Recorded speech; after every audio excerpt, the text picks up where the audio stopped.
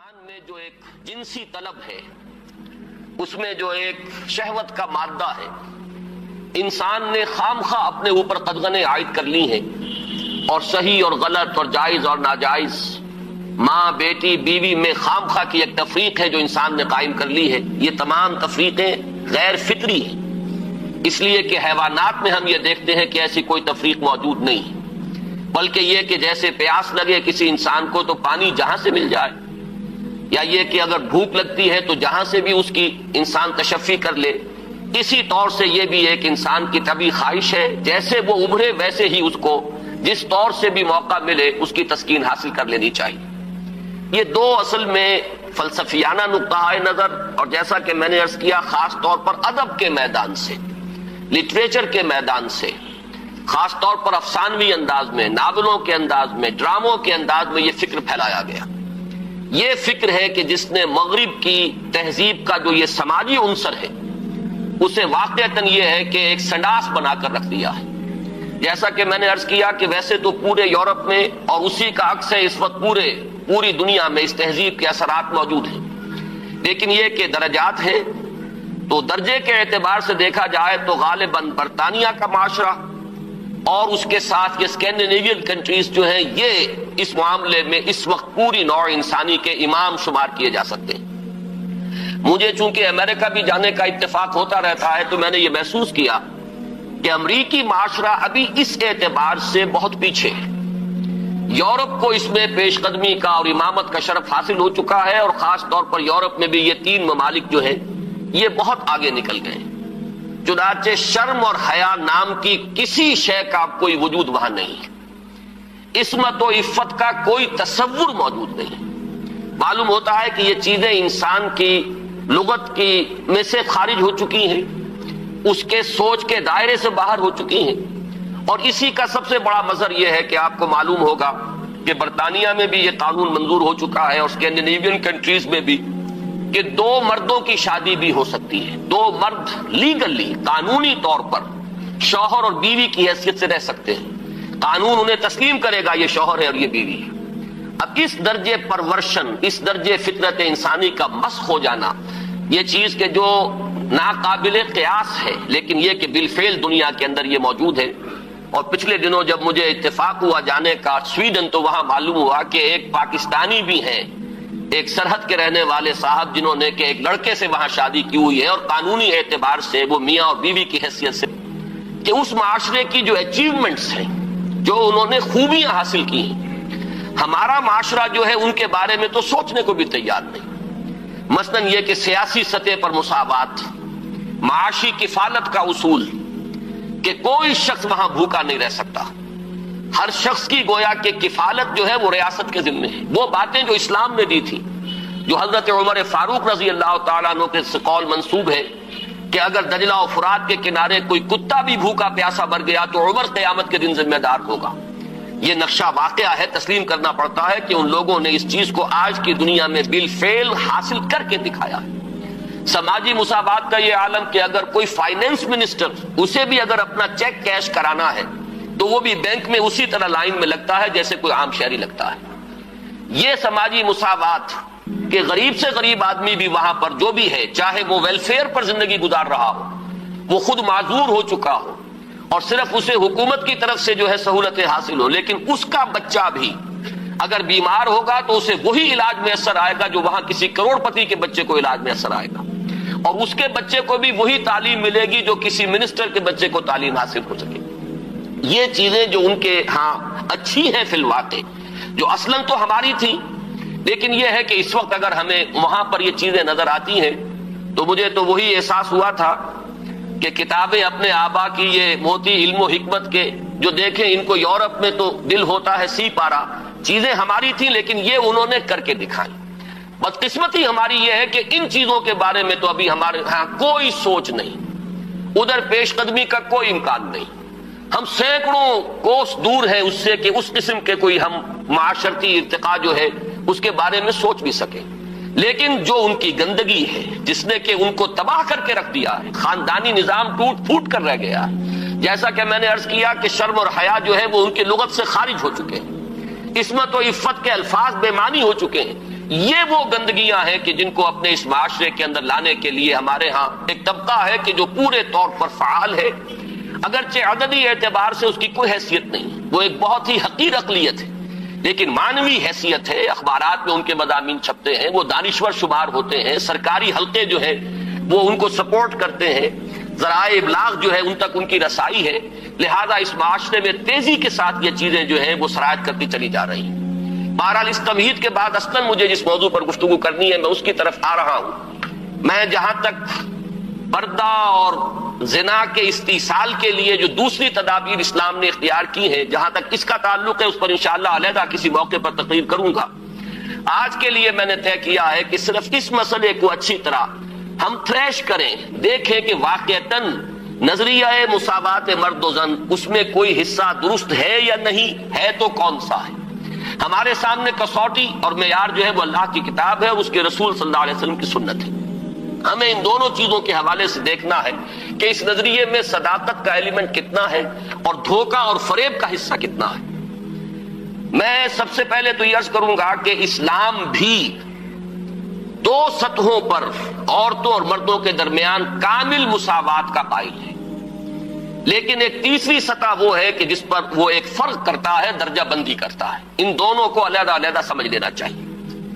پہلی سطح جس پر کہ اسلام عورت اور مرد کے درمیان کامل مساوات کا قائل ہے وہ شرف انسانیت ہے۔ مرد بھی انسان ہے، عورت بھی انسان ہے۔ جو شرف انسانیت ہے اس میں مرد اور عورت برابر کے شریک ہیں۔ اگر کسی کے ذہن میں یہ تصور ہے کہ عورت کا وجود ایک گھٹیا وجود ہے، عورت ایک کمتر وجود کی حامل ہے، تو یہ خالص غیر قرآنی اور غیر اسلامی نقطہ نظر ہے۔ بدقسمتی سے بعض دوسرے معاشروں کے اثرات ہمارے ذہنوں میں بھی آ گئے ہیں۔ خود عیسائی معاشرے کا بنیادی تصور یہ تھا کہ عورت ہے ہی گناہ کی گٹھڑی، مجسم برائی، یہ ایو سے ایول کا لفظ بنا ہے۔ حضرت حوا کے لیے ان کے ہاں لفظ ایو ہے، اور ایو سے ایول ہے، ایول برائی کو کہتے ہیں، یعنی یہ کہ عورت کا تو سارا وجود ہی سرتاسر برائی ہے۔ یہ چیزیں کچھ مختلف ذرائع سے ہمارے ذہنوں میں بھی آئی ہیں۔ پھر یہ کہ یہ معاشرہ جو ہے ہمارا جو پس منظر ہے تاریخی ہندو معاشرہ، اس میں بھی عورت کے گھٹیا ہونے کا تصور موجود ہے۔ تو سب سے پہلے یہ کہ ہمیں اپنے قلوب کا، اذہان کا جائزہ لے لینا چاہیے کہ اگر اس طرح کا کوئی جرثومہ ہمارے فکر میں ہے تو یہ خالص غیر قرآنی، غیر اسلامی ہے۔ شرف آدمیت جس کا نام ہے اس میں عورت اور مرد برابر اور مساوی طور پر شریک ہیں۔ میں نے اس کے ضمن میں آپ کے سامنے ایک تو آیہ مبارکہ پڑھی ہے سورہ نساء کی۔ آپ کو معلوم ہے کہ معاشرتی مسائل پر قرآن مجید کی جامع ترین سورت سورہ نساء ہے۔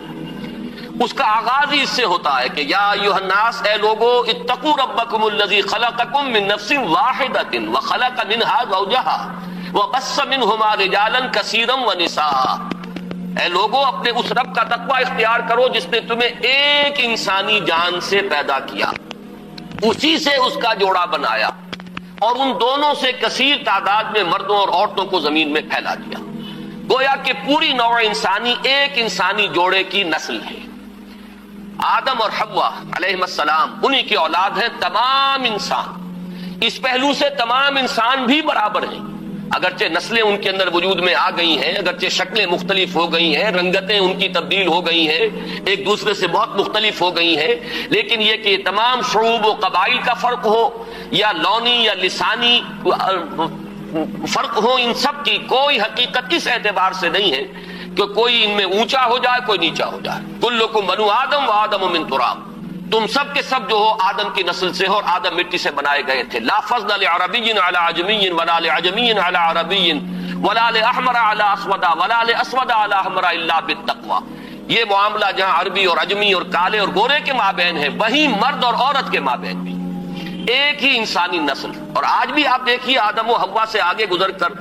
آخر ایک ہی ماں باپ کی اولاد میں بیٹے بھی ہوتے ہیں، بیٹیاں بھی ہوتی ہیں۔ ایک ہی باپ کے نطفے سے بیٹا بھی ہے اور بیٹی بھی ہے۔ ایک ہی ماں کے بطن سے بیٹی کی بھی ولادت ہو رہی ہے اور بیٹے کی بھی ہو رہی ہے۔ تو کوئی فرق و امتیاز ان کے مابین اس پہلو سے کہ مرد مرد ہونے کے ناطے اعلیٰ ہو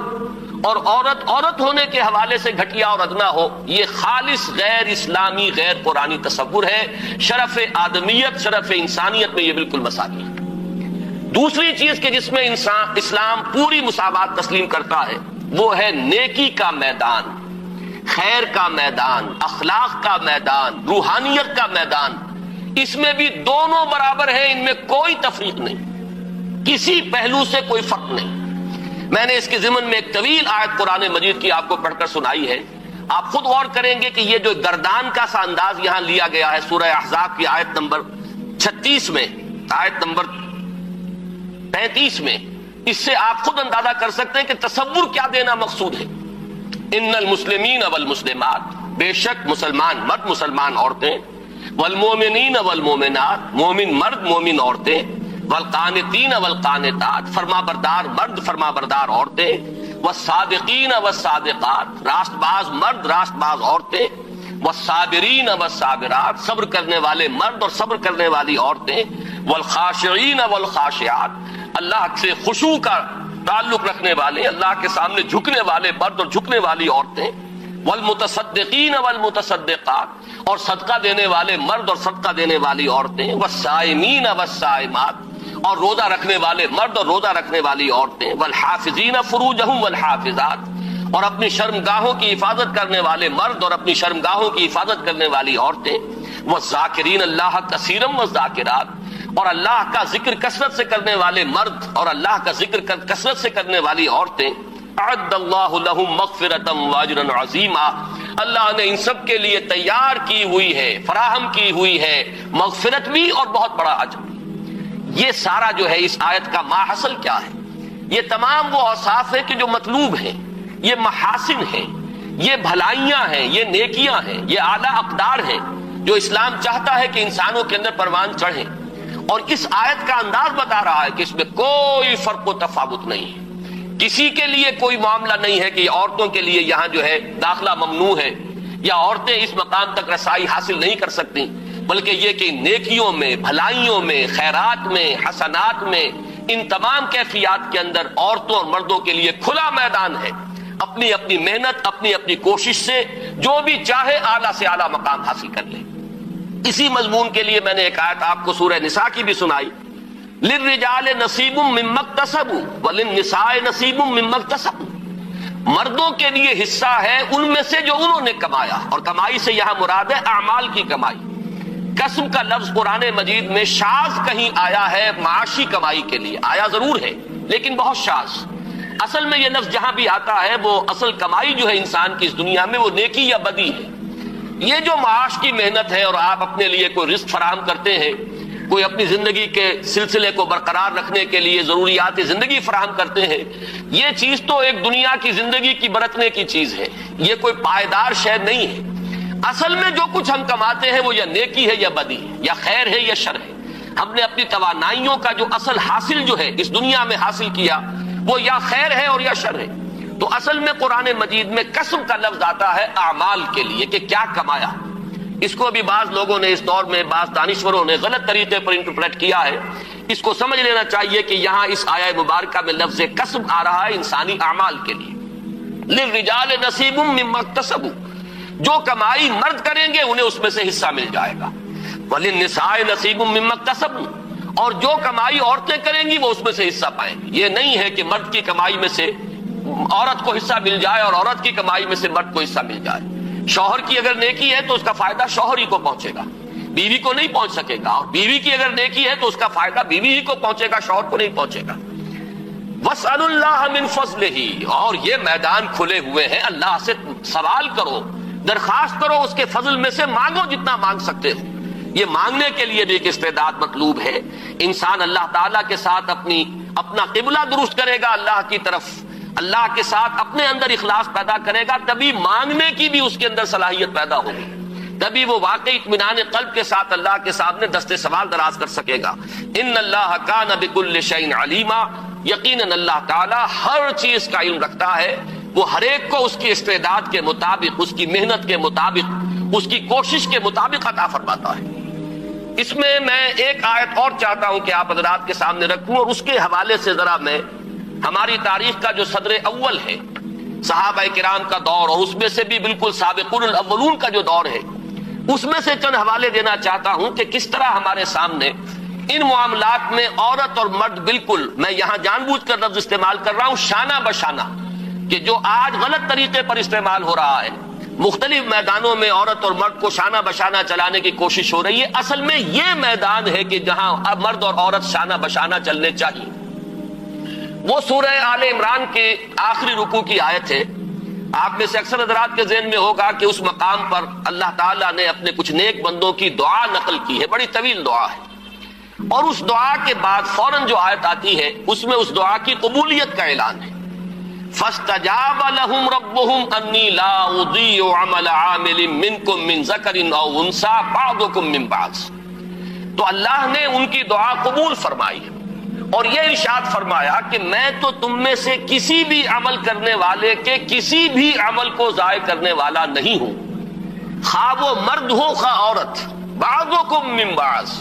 تم سب ایک دوسرے ہی سے ہو،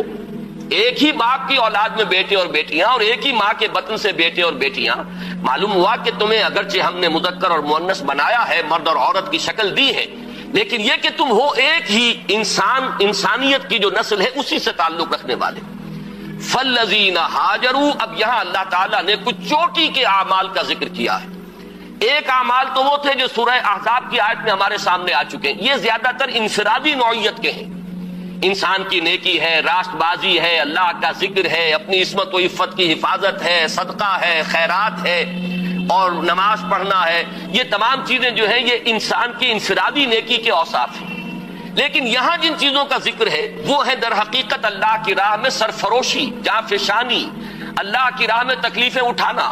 فالذین ہاجروا واخرجوا من دیارہم واوذوا فی سبیلی وقاتلوا وقتلوا،